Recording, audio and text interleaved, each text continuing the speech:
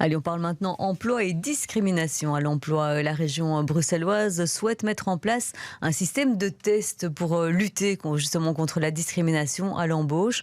Mais voilà, Maëlle Arnold-Dussen, selon le journal L'Écho, ce projet d'ordonnance se voit recalé, en tout cas en partie par le Conseil d'État.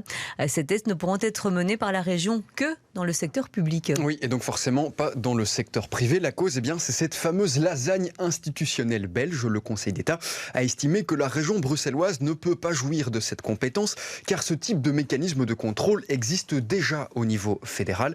Le projet d'ordonnance va tout de même être approuvé en plénière logiquement aujourd'hui, mais il ne s'appliquera qu'au secteur directement lié à la région. On parle par exemple des titres-services. La région bruxelloise ne sera donc pas compétente pour les employeurs du secteur privé. Ce secteur sera bel et bien sous la coupole du fédéral. De son côté, le ministre de l'Emploi, Bernard Clairfailly, explique être en discussion avec le ministre de l'Emploi, cette fois-ci fédéral, Pierre-Yves Dermagne.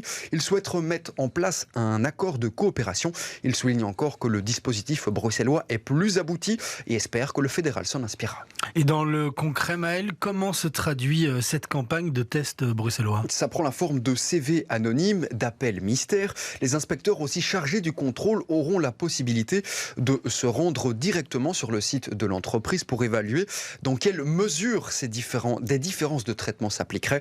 Ils pourront le faire sous un nom d'emprunt anonyme en étant exemptés de toute sanction pénale. Et puis Actiris aussi sera impliqué dans le processus. L'organisme public échangera des informations avec l'inspection générale de l'emploi. Elle communiquera notamment les différents signalements rapportés par les chercheurs d'emploi.